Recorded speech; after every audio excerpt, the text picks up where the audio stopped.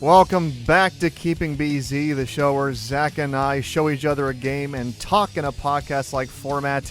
And here we're going to be playing the first 3D video game I ever owned, which is Sonic Adventure 2. Now, I owned, like most people that played SA2, I owned Sonic Adventure 2 Battle on the GameCube. I'm using some mods here to make the game more like the original Dreamcast version. That's why the title screen looks a little different. Zach and I are going to be talking about SA2 and our experiences with it, as well as 3D Sonic and in general and that sort of thing. And we will be talking a bit about Sonic the Hedgehog 3. By the time this video goes out, we'll kind of already be past the weekend of its release. So we won't go into like that much in terms of spoilers, but we'll definitely give our opinions on how we think it holds up compared to the other two Sonic films. So I'm just going to start with Hero Story, and we're going to play basically... I'm up to like Crazy Gadget. I'm like near the end of the story at this point. So we're just going to keep playing. Maybe I'll switch over to Dark Side Story depending on how long we go. And that's it. So Zach, how did you first experience SA2? Did you first know about it because of its reception online, or had you played it before then? My cousin owned Sonic Adventure 2 Battle. That was the first time I've ever heard of it, but he owned Battle. I did not know these were Dreamcast games originally. In fact, like, I knew the Dreamcast was a thing as a kid, but I'd only seen one person own it when I went to one of my mom's friend's son's birthday parties, and he showed off the Dreamcast a little bit, and now... Oh, wait, no, sorry, I've seen the Dreamcast twice, because I also went to a friend's after school, and he owned a Dreamcast, and we played Sonic Shuffle on it. And I have never played Sonic Shuffle, Zach. That's the only Sonic game I have never played, pretty much. And I have! Yeah. I don't know anything about Shuffle besides like the cel-shaded style and that it has like a kind of extensive story mode for a party game.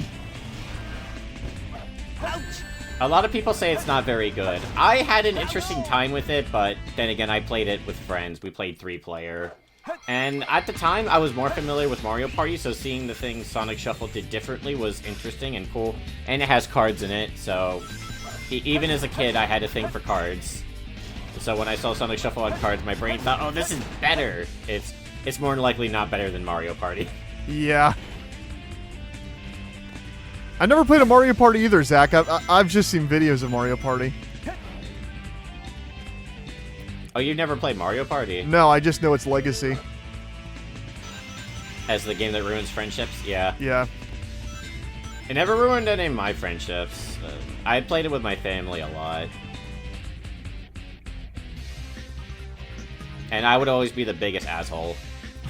Because everyone else would play with rules like, let's not steal stars, and I would totally steal stars.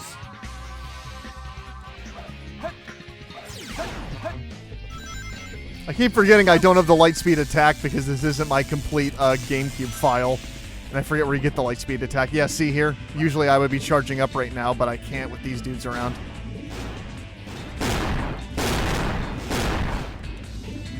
There we go. Sonic Adventure 2, so my first experience with 3D Sonic was that a neighbor next to me owned a Dreamcast, and he had the first Sonic Adventure on it, and I came over to his house and played like the opening hours of it, and, you know, I had only played Sonic 2 on my Genesis at that point, so it blew my mind to see a 3D Sonic game, but when I actually got around to getting a 3D console, it was a GameCube I got for Christmas with a copy of Sonic Adventure 2 Battle, because my parents knew I liked Sonic, so, you know, there was some context missing story-wise that I wouldn't have understood, because I had only seen bits and pieces of one, and so my first real 3D Sonic experience was this game, as it was for many, and then I didn't play SA1 until they released the remaster of it for GameCube later on, the really glitchy Sonic Adventure DX. But I do have fond memories of playing Sonic Adventure 2 back in the day. And it seems to have gathered a reputation of people that truly do consider it like the 3D Sonic game. Like the best in terms of what the 3D aspects of the franchise have to offer. And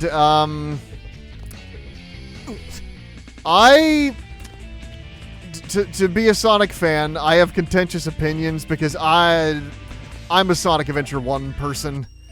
I don't have more nostalgia. I have more nostalgia for this game than I do Sonic Adventure 1. But I think Sonic Adventure 2's focus on its more linear story, where it forces you to play certain types of levels at certain times, kind of really hurts the pacing. Well, I've really liked how in SA1, you could pick which story mode you played in what order. And for all of the issues you could talk about with how brain dead the Gamma levels are, or how bad Amy's controls are, or how tedious Big the Cat's fishing missions are, I would still, they're much shorter, and I would take playing those campaigns over playing the treasure hunting and mech levels in Sonic Adventure 2.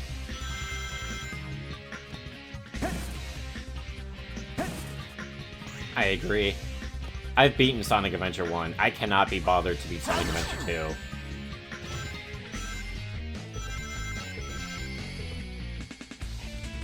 But I do also have childhood nostalgic memories of SA2, but it's mainly me messing around the Chow Garden.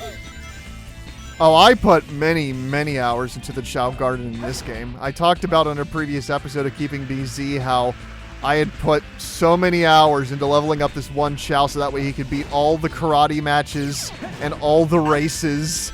And then when I had to get another game that took up 50 blocks of my GameCube memory card, I had to delete my Chow Garden, and it killed me inside.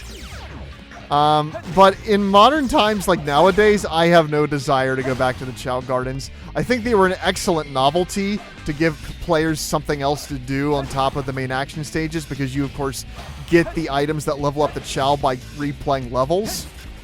But I don't really have any desire to do the pet simulators nowadays. I would rather just play levels. I just think for me, there are just better games I could play of that. Like, I'd rather just straight up play Pokemon. Or, like, I'd rather play Pokemon or, like, a Digimon game or Yoko, I don't know, just, like, an actual kind of monster collector. Like, the Chow Garden has some neat stuff.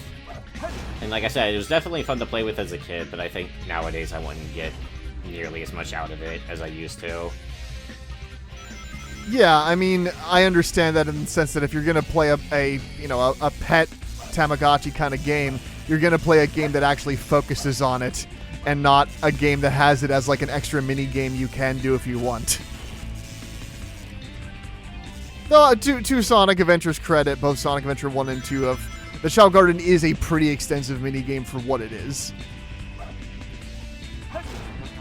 Oh yeah, there's a lot you could get into with Chow personalities and leveling them up and stuff. Just for me, I felt like I liked raising the Chow, I just didn't like what it led to. I honestly remember as a kid wishing that the Chow Garden was just a bit more of a Pokemon ripoff. I wish Chow Karate was just more like a simplified version of Pokemon. I mean, maybe that would have made it not stand out as much, but I did not like Chow Karate. Chow Race was okay, though. Sure.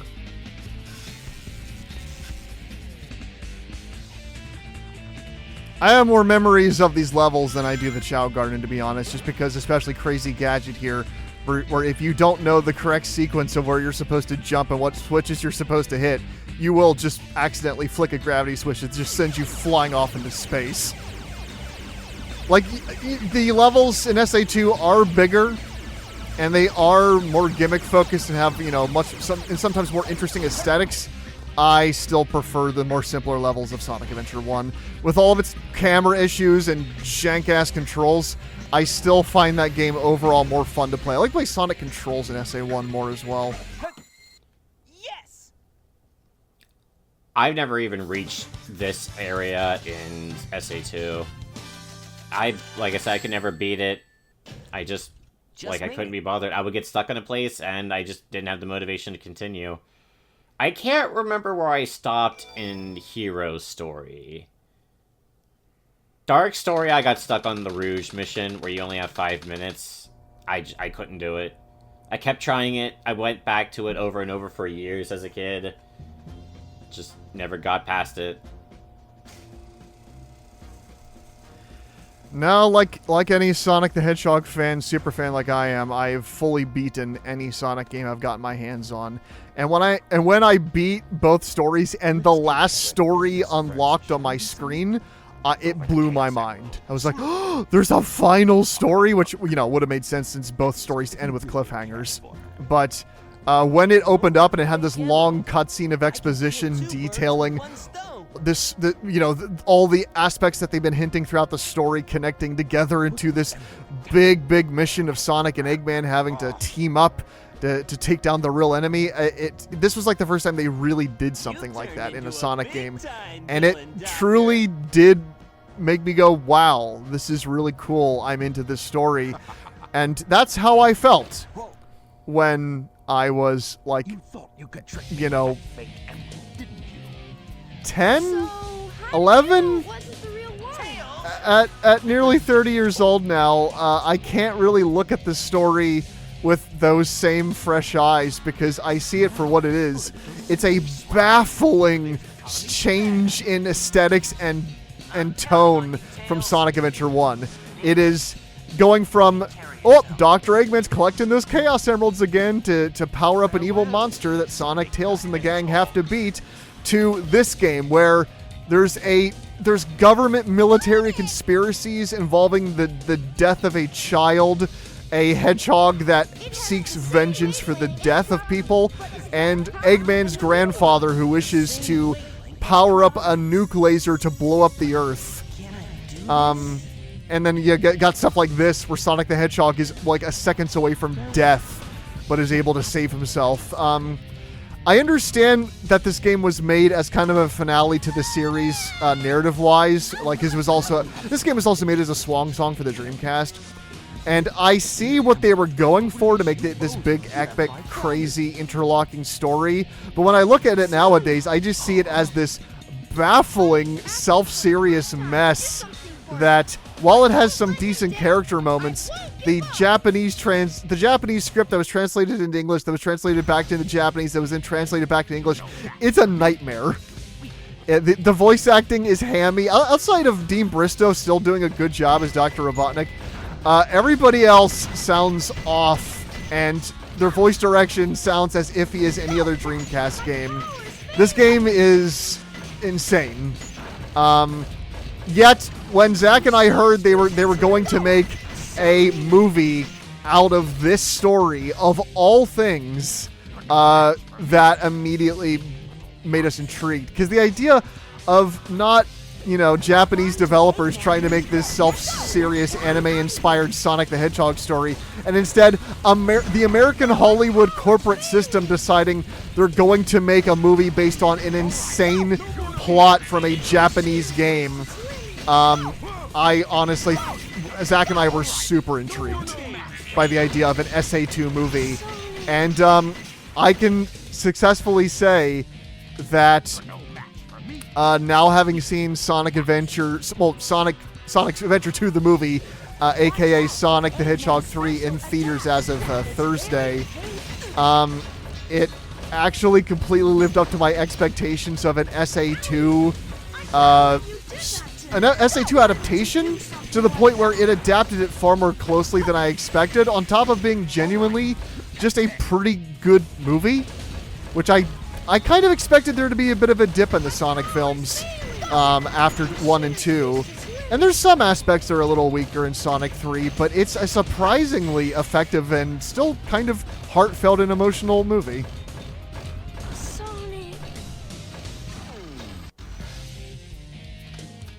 It also tells the story way better. Well, I mean, that's not really a debate. I mean, yeah, like, you wouldn't have to try very hard to tell this story better. There are people who think the story is really good unironically. And I don't understand it.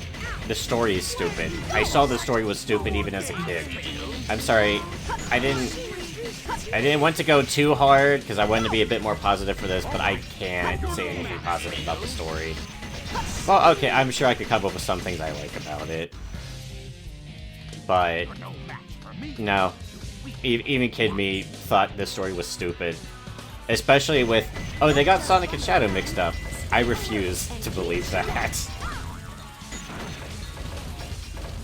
Which, of course, they don't do. That's another thing that they thankfully change in the movie is that, no, nobody confuses Shadow for Sonic the Hedgehog. And the second they all see him, yeah, I mean, Sonic brings up that they look similar, but they don't, yeah, they don't in any way go, that's actually Sonic. Nobody ever does that in that movie.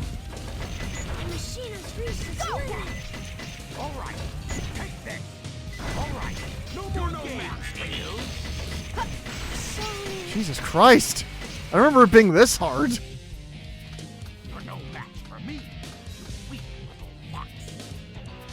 I don't know if this mod I used, the fans improved the AI or what's going on. Maybe. I usually remember character battles being an absolute joke. They're either a joke or you just get bad luck with the AI. Like right now? Yeah.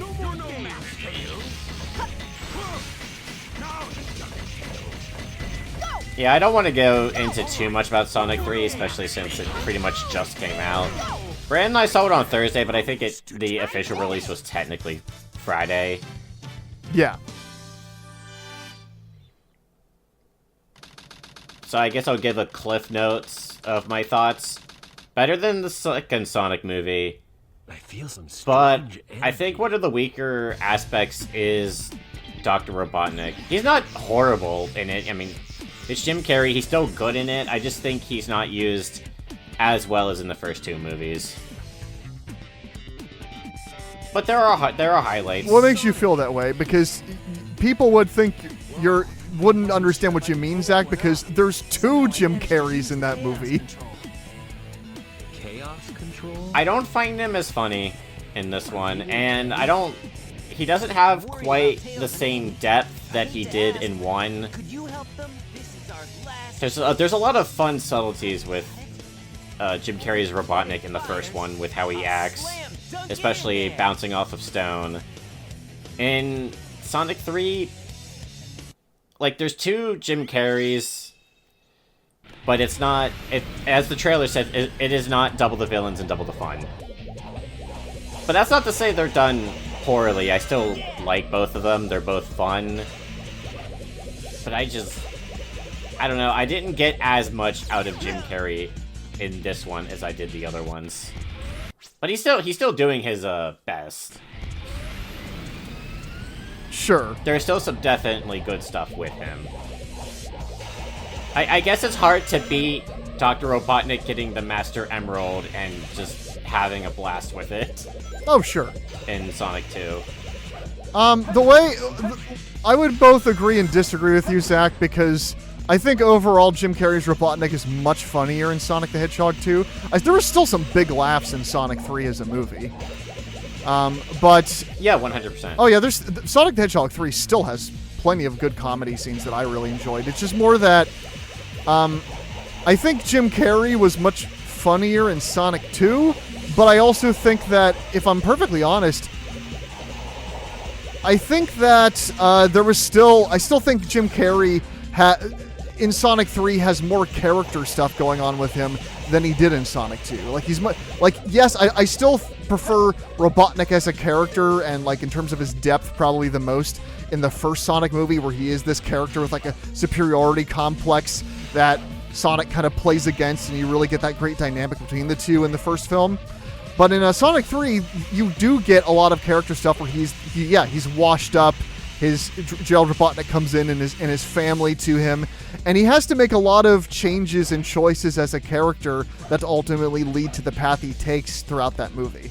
No, I really like Jim Carrey's Robotnik in 3 from a character perspective, but yes, in terms of comedy, I do think there's aspects of Sonic 3 where the movie loses a bit of steam during it's somewhere like later on into the middle part, and then it picks it up a bit near the end. But it definitely there's a little bit of lulls at times.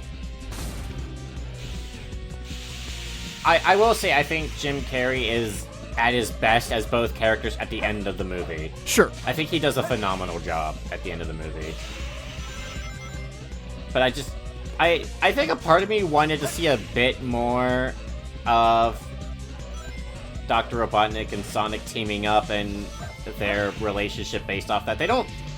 It's heavily advertised in the movie, but they don't do it for very long. Oh, no. They do it for like a second, and then, yeah, as you might expect, things turn, and then they can't. I mean, they technically do, Zach. They technically do by the end, but you know. Technically, but they don't really talk. Yeah, they're not like in the same place.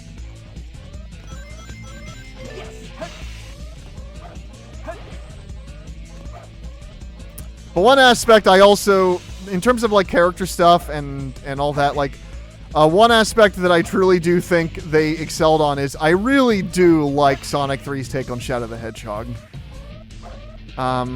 Yeah, so do I. Yeah, like from a writing perspective, like most movie versions of the Sonic characters, they end up feeling a little more real and having a little more depth than the way they're written in their video games, where Shadow many times will come off as just, you know, that typical like dark side edgelord character. Outside of like this game, where there's a little, where you know his whole quest is about getting revenge for Maria, which of course is also what the new movie is kind of focusing on. But I felt like they did a good job making his reactions to Sonic and the rest of the cast feel very natural. And from the very beginning, you get what his motivations are and why he is on his quest. And yes, when they do the Shadow and Maria stuff in Sonic 3, I was very happy with how they executed all that stuff. That was the part I wanted to see the most. I wanted to see how faithful they were going to be. And honestly, Zach, based on my expectations for it, they followed SA2 far more than I expected them to. Yeah, I figured they were going to follow it. I think it simultaneously, for me, followed it as much. How's the best way to word this? It followed it both more and less than I thought it was going to. Which is hard to explain. Sure. It did things I didn't expect, but it also changed a lot more than I was expecting to.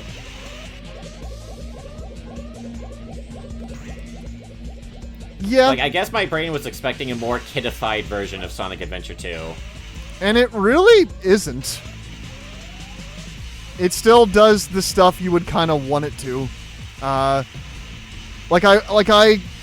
There's some, like, sure, there's subtle things that are darker in the original game story, but ultimately the main plot beats of pretty much everything that happens in SA2 are covered in some way, shape, or form in this movie. Even the parts they don't directly adapt, they'll usually do a homage or an Easter egg to it by doing like a reference.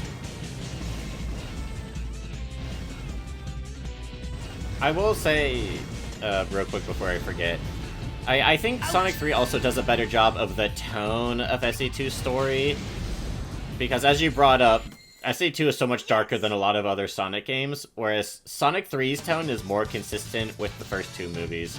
Sonic 3 is, of course, darker than the first two movies, but I wouldn't say by that much. Just made it. No.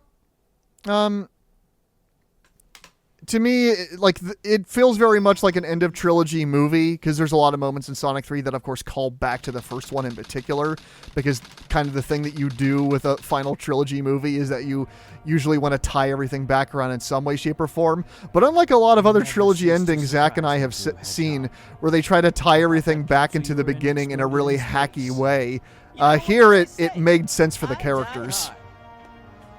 You actually saved me, you know. Bram pointed this out to me, and I can't stop thinking about it. In our opinion, the Sonic movie trilogy is a more consistent trilogy than more famous movies. Sure. Like, if you compared this trilogy of Sonic the Hedgehog movies to, like, Indiana Jones or the original Star Wars trilogy, you could obviously argue that the highs of those trilogies are higher than the Sonic the Hedgehog films. But in my personal opinion, I think that in terms of like overall consistent quality between all three, I think all three are consistently solid films, as opposed to my opinions on other more famous trilogies where there's usually at least one movie or a part of another movie that really weakens it in my eyes. Temple of Doom. Oh, sure. And Zach, that opinion's actually highly contentious. We also talked about this in our Indiana Jones and the Infernal Machine review. But yeah, Zach and I don't have a very high opinion of Indiana Jones and the Temple of Doom, though we very much, like Raiders and Last Crusade. But yeah, Temple of Doom is a movie with a lot, where that movie gets consumed by its darkness. Like Sonic 3 could have leaned into the edginess, but to me, it struck the perfect balance.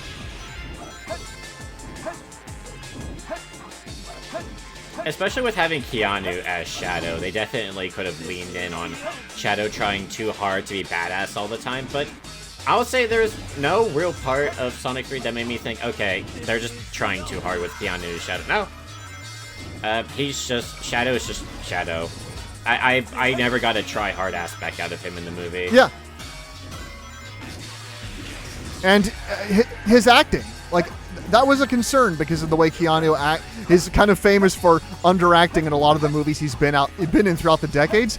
Keanu sounds good as Shadow. They gave him good voice direction, and when he needs to emote, he does. The way that a friend of mine put it to me is that they thought they used his stiffness to their advantage in terms of how they voice directed Shadow. I mean, I think John Wick, he was pretty good in John Wick too. Well, John Wick as in all four movies. Sure. Because he's badass, kind of emotionally dead assassin man, so I feel like Keanu does fit that very well. John Wick never really has to emote that much. Right.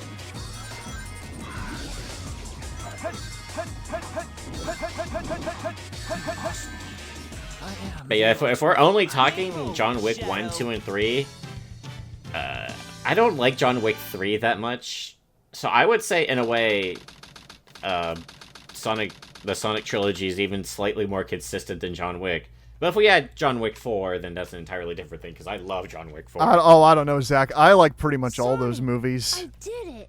I did it. The way I would put it is that John Wick 3 has some of my favorite action sequences in that entire franchise, but John Wick 2 has the better ending. Oh, John Wick 2's ending is great. Yeah, it's a fantastic ending. 3 doesn't really have that strong ending, but there's some amazing action sequences in that film. Yeah. In the beginning, I feel like by the end, a lot of the action is...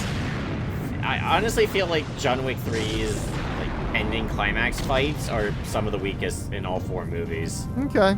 There's literally a scene where John Wick gets thrown through glass for, I swear, almost 5 minutes. Oh, I like that stuff. The henchman picks him up, throws him through some glass, picks him up, throws him through some more glass, picks him up, throws him through more glass again. I'll be honest, Zach, I like that. In terms of John Wick movies, I think the first one has the weakest action scenes. I think it has some decent ones, but I think that overall, the first one is the one that, is kind of holding back the most, where from the opening of 2 is where you can tell they've gone all in now. Though I will say, John Wick 1 probably has my favorite villain of all 4 movies, because I really do like the mafia guy, because of how he really does have an arc throughout the movie of hearing this dude is coming, and you really get to see the horror of this group putting up with a man who cannot be stopped. I do like 1's villain. I think I prefer 2's. Okay, yeah, I can see that.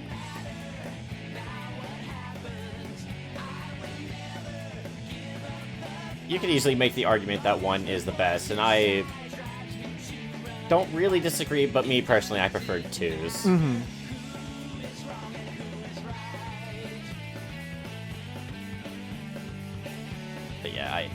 honestly, I think even like the ending fight between John Wick and the final guy, I think even that's weaker than some of the fight scenes in the first movie, if I'm being honest. I was not a big fan of the first movie. I thought the first third was a lot of fun and had a lot of energy, but I felt like it petered out after that. Sure. And I think obviously the storytelling got more interesting as the series went on. Oh, yeah. As it just got more insane. And then, of course, 4.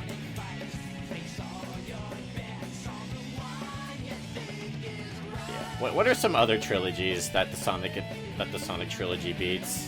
I mean... Well, the prequel trilogy. The prequel and sequel trilogy. Oh, the Sonic movies are just much better than both. Oh, well, yeah. The Star Wars prequels, that's not really a debate. They fail on basic levels of how to tell stories in a movie and how to direct actors.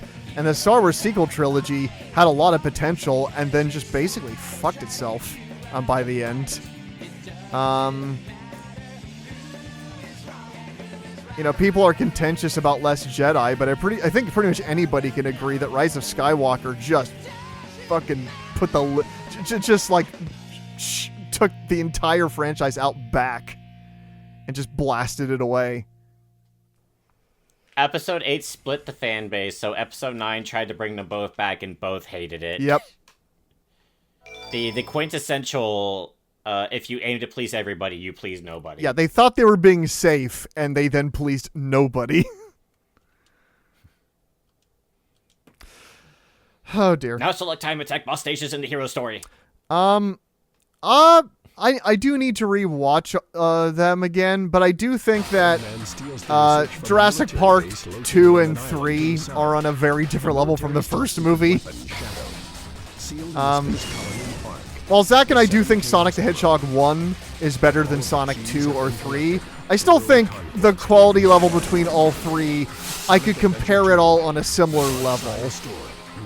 While with, like with the first Back to the Future compared to its sequels, or the first Jurassic Park compared to its sequels, you're comparing very different qualities of films, because the first one is extremely perfect and iconic, and then the sequels are just kind of, playing off of those ideas to lesser effect.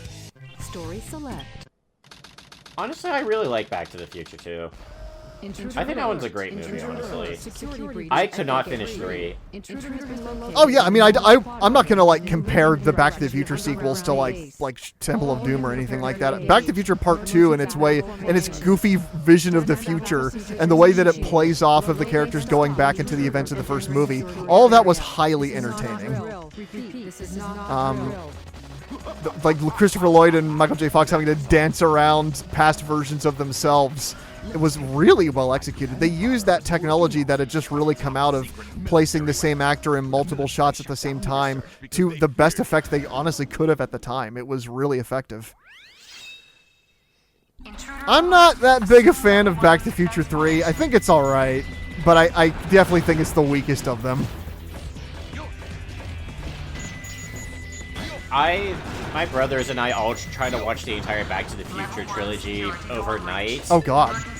And I think we started Back to the Future 3 at 5 in the morning or something. Okay. And I tried to stay up for it, I just couldn't. I was not digging it, and it didn't help that I also was really, really tired. Oh, too. sure. I mean, that probably didn't help. But I should go back and rewatch the Back to the Future trilogy and actually finish 3 this time. Oh yeah, I mean, along with Indiana Jones, Back to the Future was one of those box sets I had as a kid that had all the movies on it, as well as hours and hours and hours of commentaries and special features. And Back to the Future was another one of those movies where when I first saw it, it blew my mind and it changed my feelings on how what you could do with filmmaking, how impressive a film can be when a story is told well. When I saw Back to the Future as a kid, I was laughing so hard throughout the entire movie. I loved the characters. I was really emotionally invested. I pretty much reacted to it as a kid the way that I imagine a lot of kids reacted to it when they saw it in the 80s. It was just unlike anything they had seen at that time. Just an exceptionally well-written script and perfect actors to play the roles. But yeah, when I go back to it, like when I was watching them in college, you know, I didn't feel as much for Back to the Future 1 because I knew that story by heart, while 2 was really fun to watch with my friends because, you know, that's the goofy one where they start playing off of like, having the characters go back into the events of the first movie. Like, it was, yeah. I remember specifically the scene where Marty tries to sneak into the principal's office to steal something, and the principal comes back into the office and, like, what is it? He, like, shuts a desk drawer on, like, Marty's hand, and Marty's just there desperately trying not to scream for, like, almost, like, 30 seconds. And I oh, God, I love that scene.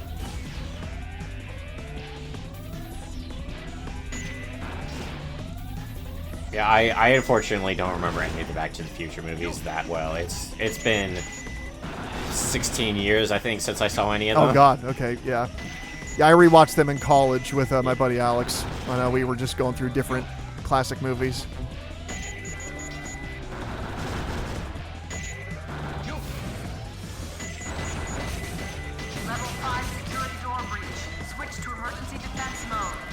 I will say, Zach, even though I don't like generally the mech shooting stages in SA2, there's one later on with Robotnik called, I think it's called, I don't know if it's, no, it's not Lost Colony.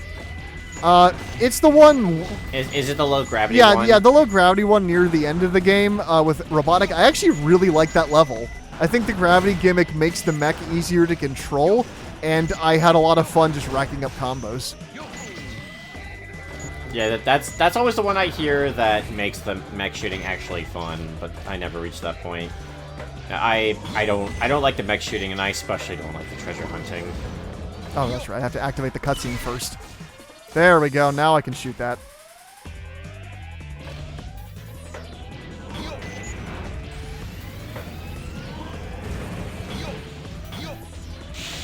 But did you want to play as a hedgehog in your Sonic game? No. I mean, okay, I guess being able to play as Robotnik. Well, okay, not really for the first time, because I think you could technically play him in, like, some Sonic spin-off games. Sure. But for the first time in a mainline Sonic game. You can definitely play as Robotnik in Sonic R for the Saturn. And Sonic Drift. He's also playable in Sonic the Fighters, I believe. And he might be banned competitively. I might be wrong about that, though. Maybe. I think you'd probably have to hack the game to unlock Robotnik, right? Because he's just like a boss fight in the last stage of the game, and I don't think you can actually play as him. I think they added him for the PS3 version of Sonic the Fighters or something like that. Oh, right. Isn't that version where they also added, like, Honey the Cat? That character that originally was, like, cut out or whatever? Yeah. Yeah. I think so. Okay, that would make sense. Maria, now all I have to do is to place the Chaos Emerald into this console. I recommend watching Guile Win-Quote's video on Sonic the Fighters. It's interesting. Yeah, I'll have to check that out. I also, like every Sonic game that exists, I've beaten Sonic the Fighters and even got the secret ending where you play as Super Sonic. So, I have a problem. As a kid, I was embarrassingly obsessed. But I've also reached a point in my life where I don't, while I sometimes feel a little embarrassed, I don't care as much because I realize that time is short and it's better just to accept that you love things.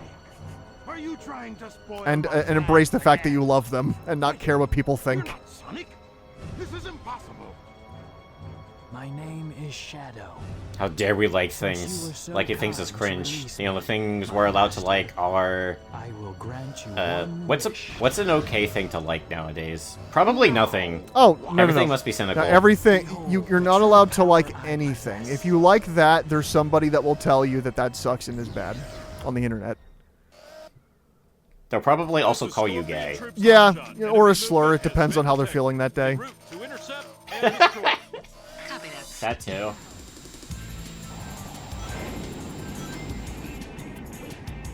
I will say, as a kid, though, the reason why I wanted to keep trying to play Sonic Adventure 2 was because I really liked Shadow as a kid. Because I really liked the dark, edgy characters. I mean... I still kind of do. I mean, let's be real, Zach. Like, when you think about different edgy, dark characters, I think the reason, like, literal shadows to their heroes. I think Shadow has stuck around so long because that design is legitimately a good design. So much better than what they originally had planned. Oh, yeah, sure. Oh, yeah. If anybody's gotten the DLC for Shadow Generations, you can play as the prototype version of Shadow, which has like a scar across design. He wears a scarf, and it's like everybody's OC. While Shadow the Hedgehog is he's supersonic, but with like red highlights.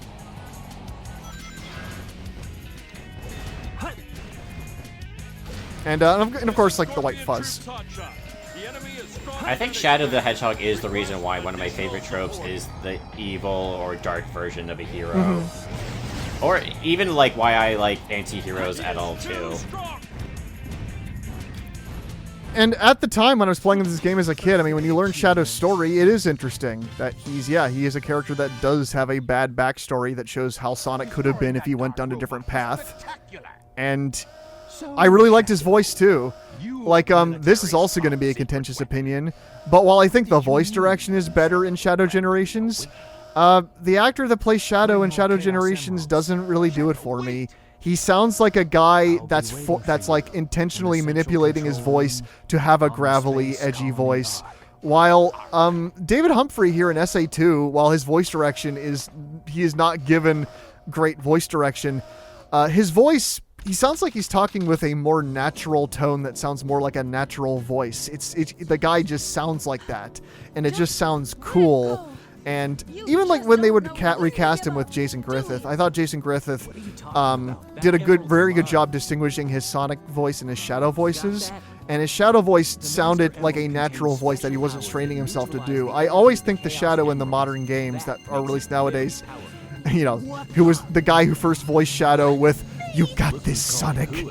That guy, I think, always just sounds like he's doing an impression of Shadow the Hedgehog instead of, to me believing he is Shadow the Hedgehog. That's why I also think Keanu's casting is great, because Keanu, of course, just uses his voice. And Keanu's natural voice works great for Shadow because he has a really cool, deep voice. Yeah, I honestly couldn't think of anyone else I would like to do Shadow in terms of celebrities. I'd like to see Robert Pattinson do Shadow. Okay. The guy who recently played Batman in The Batman. I honestly think he has a pretty good voice to do Shadow. He also has more range than Keanu Reeves. But Keanu did a perfectly good job for the type of movies the Sonic the Hedgehog films are. And if they do like a Shadow spin-off show or whatever, I'm perfectly happy to see more Keanu Shadow. Where's my Val Kilmer Shadow? Oh, God. I mean, maybe, honestly, that honestly could be pretty good. Depending on how they direct him. I honestly think I could see Kilmer's voice in a way that would be funny for Shadow. Kind of a hot take. I kind of like Val Kilmer's Batman and Batman Forever. I kind of like Batman Forever in general. It's not a good movie, but for whatever reason, I just had fun watching it.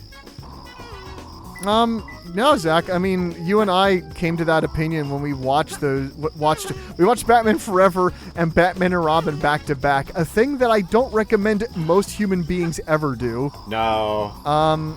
But to be perfectly frank, Batman Forever ended up being a lot more decent than I anticipated. I still don't like the villains of that movie that much. But I do think that the way they portray the building relationship between Batman and Robin feels quite natural. So that way when Robin convinces Batman to help him out and they team up at the end, it feels like a gradual and earned forming of their team. I like the Riddler sometimes. It sort of depends on the scene. Only two more. Also, the biggest reason I hate the treasure hunting stages, say it with me now, chat. It's one emerald at a time. Yep. I even have the mod on right now, which makes it more like SA1's Emerald Radar, but still, the emeralds are spread out enough. No, I was actually just about to ask if you have that mod I do, on. yeah. I always put... If I was going to play this Okay. game again, I was definitely going to put that mod on. Oh, there it is. Yeah, I swear, maybe it's a little bit of hyperbole, but I don't care. This would have made the treasure hunting stages so much more tolerable. Although, yeah, maybe with how big the stages are, maybe it doesn't matter that much, but still. It was in Sonic Adventure 1. Why would you change it? Yeah. I remember playing Sonic Adventure DX, and just, like, Sonic Adventure DX always felt weird to me, especially since I played Sonic Adventure 2 first. Right. But I really like the weirdness, like, the weird, awful animation of Sonic Adventure 1, the, like, weird story and the more open world aspect in between levels. Like, as a kid, I don't know if I would have said Sonic Adventure 1 was better, but it was the one my brain had more interest in. Right. And then I remember doing my first treasure hunting stage and being like, wait, why does this one let you detect multiple emeralds at the same time?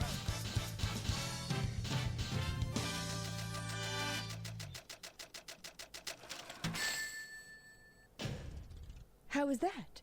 Perfect. Nice. Like me? Well, if you finish the stages before a certain time, I think it's like 3:30, that you'll get an A rank automatically. You just have to be fast. I heard that if you use the hint screens, that also will decrease your rank. Those idiots will never. I think if you use only like 1 or 2 within that time limit, that will be fine. But if you use a lot of them before the 3:30 amount, I think that will decrease your rank. But I'm not 100% sure on that. Like even I always use them. even though I have fully completed every Sonic game for the most part, that doesn't mean I 100%ed them. That just means that I made sure to beat them and get the true endings. No, I did not A rank every stage in Sonic Adventure 2 to get that Green Hill 3D stage that you unlock for doing that. I have never played the 3D Green Hill zone in Sonic Adventure 2. Maybe I will one day by, like, downloading a complete game file, but I have no intentions of trying to 100% this game. Getting through it can already be a chore on its own. That all said, Jun Sonoy, once again, very good soundtrack in this game. I think that I prefer SA1's soundtrack because I prefer its version of Variety, where the feel of the music is determined by the level aesthetic and not by what character you're playing as. Like in this game, yes, levels will sound different depending on the aesthetic of the level, but more than often than not, the genre of music is determined by the character. Eggman's are, kind of rocking, but kind of softer than Sonic. Sonic's are more, high energy rock. Shadows are kind of like a darker rock. Knuckles is rap. Rouge is, I don't even know what Rouge's ones are. And Tails has sometimes a more electric sound in his tracks. I like all the tracks in SA2. I just think that the way that SA1 did its levels, where the genre and feel of the music was entirely because multiple characters had to play the same levels. So the tracks were the same for those levels and determined by the levels, instead of, it being determined by the character. And because of that, I think that the SA1 music overall to me is better composed and has better compositions because there's less of it. While in SA2, every track for every stage a character goes to has to have its own theme. And I think because of that, some of the music in SA2 get a little samey, but I still think the compositions are for the most part strong. Metal Harbor, City Escape, Radical Highway, they all sound iconic.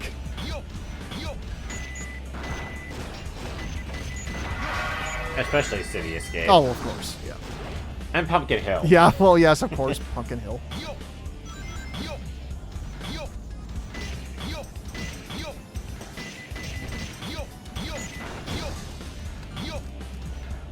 Yeah, I don't have Eggman's hovers on his mech yet. So, it's going to be difficult making some of these platform jumps. What time are you looking at right now, Zach? 50 minutes. Oh, jeez. I didn't even realize how long I've been playing this game. Okay, so we can... When you said depending on how long we talk, I was going to make the joke we're going to go for an hour because we always do. Well, Sonic the Hedgehog games, it usually happens that way because I can play these games very easily in the background while focusing on talking, which isn't something I can do with a lot of other games. It's because I've played these games a million times throughout my life. Well, mostly when I was a kid. I didn't, like, once I fully beat SA2, I replayed levels sometimes, but I put this game down for years. I went back to SA1 far more often. And when people say that this is the best 3D Sonic game by far, I get what people are saying, that they prefer the adventure level design over the boost Sonic kind of racing stages of the modern Sonic the Hedgehog games. But no, I think the level design in Shadow Generations is way better than SA2. I think that overall, while there's some good aesthetics in this game, I much prefer the control and feel of like Generations or even not the cyberspace stages in Frontiers, but I very much enjoy the way that game controls like otherwise. And you know, they're just Sonic levels. There's none of these gimmick stages. For me, the biggest problem with these games is the gimmick stages. I find them tolerable in Sonic Adventure 1, but Sonic Adventure 2, I really think the mech shooting and the treasure hunting really bring this game down. The game teases you with the idea of playing as Sonic and Shadow, but you don't really do it that often. Chaos Emerald in the space colony. Like, it doesn't matter how good those levels are if you aren't playing them enough, in my opinion. Right. Now, if I'm going to go back and replay any of these games, it is from the kind of post, like, you know, into like the PS3 and like PS4 era. We interrupt this broadcast for an important news flash. Though yes, There has been a break-in obviously the at the level Federal aesthetics Reserve Bank and today. design of this game are still more inspired than like Sonic Forces. Was the Chaos Emerald. That said, I don't feel frustrated playing Sonic Forces because the level design mostly just puts me to sleep. So I can at least say that I'm not angry playing it like I am with this A2. Destroying the reserve's guard robots in his path. Stay tuned for more Sounds more like the details. work of Shadow. And I think this is a pretty good place to end things on because, yeah, How pathetic. this is literally a scene that the movie that we saw recreates. I mean, it's Radical Highway, Brandon. It's Black Doom's favorite stage. We at least have to finish this Oh, one. yeah, of course. Yeah, because you replay Radical Highway multiple times through Shadow Generations. What's my favorite 3D Sonic game? I don't even know. I beg Like, of you, please, for me, for all. There's things I like about one game, there's things I like more about another game. Like, if you're, like, in just terms of raw stages, I do think Shadow Generations is some of the best 3D stages the franchise has ever had. But in terms of story and characters and atmosphere and feel, I'm more of a Frontiers person. But I also acknowledge and kind of agree with Zach that the control in the cyberspace stages does not feel good. While Shadow Generations controls much better. Yeah, I would just say, for me, it's not really a hard decision. It's Sonic Shadow Generations. Yeah. To be fair, I didn't really play that many 3D Sonic games or Sonic games in general. So I have a much smaller list to pick from. I do like Frontiers a lot, but Frontiers is very experimental. And while I did overall really like the game, Sonic and Shadow Generations is just so much tighter. Right. Yeah, it's combining some of the best games in the franchise's history and putting them into one game. It's just sad that the best games in the entire franchise are also the games that are just remaking levels from other Sonic games and doing them better. Yeah, but I will say now what young me said when Sonic Lost World came out. They should have just did more Generation-style games, but with more original levels, instead of veering so far off the path for whatever reason.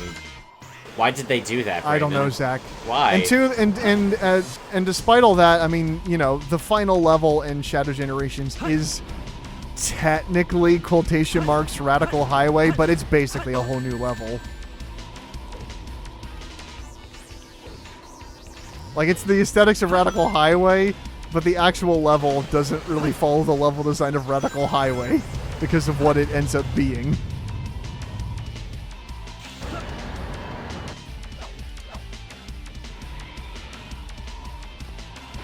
But I will say, I am surprised that Sega stopped doing the adventure style.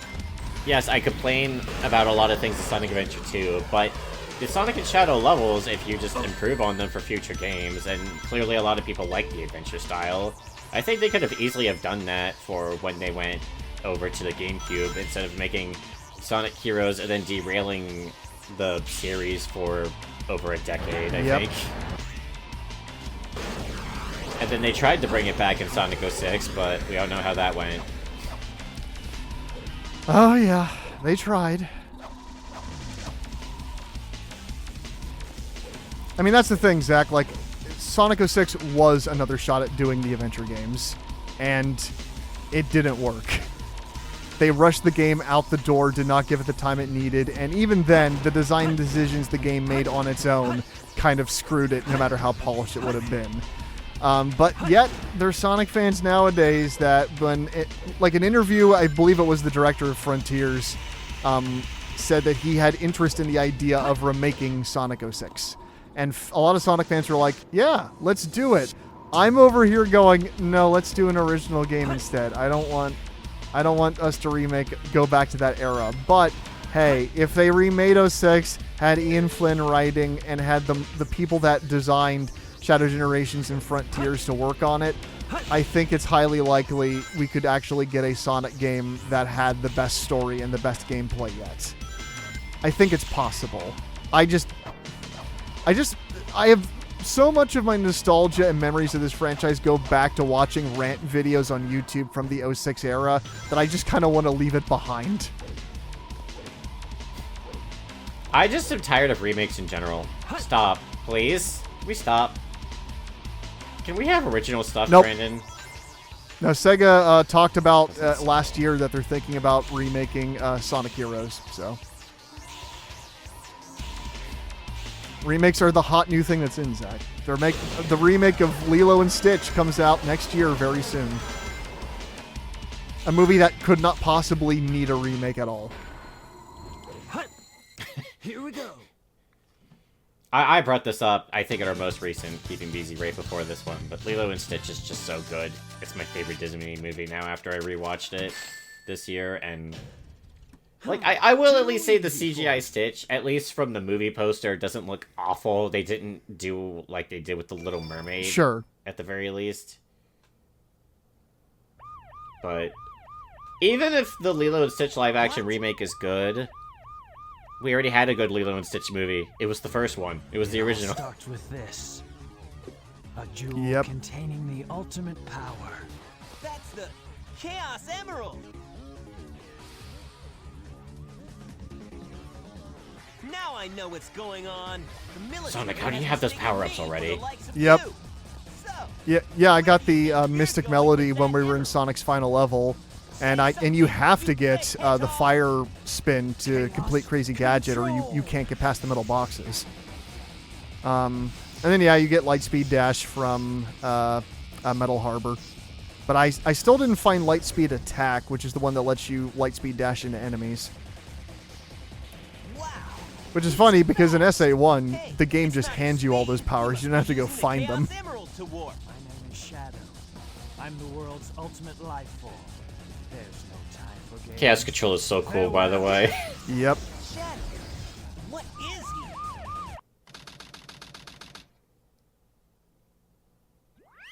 But alright, Black Doom is happy. We beat Radical Highway. We could stop. Especially when it's this level, we could stop. Yeah.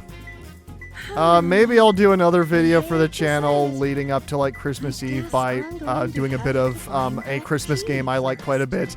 But if we don't see you guys again within this year, we hope you guys have a very nice holiday, hopefully less stressful than usual, and that if you do get to go see Sonic 3, we hope you enjoy it like us. Sonic is doing good. And I hope that Sonic 4 continues to take this franchise in a surprisingly consistent turn of movies. even if they changed out the writers, I hope that they can still find that right feeling of capturing what makes the games work while giving the movies their own goofy flavor.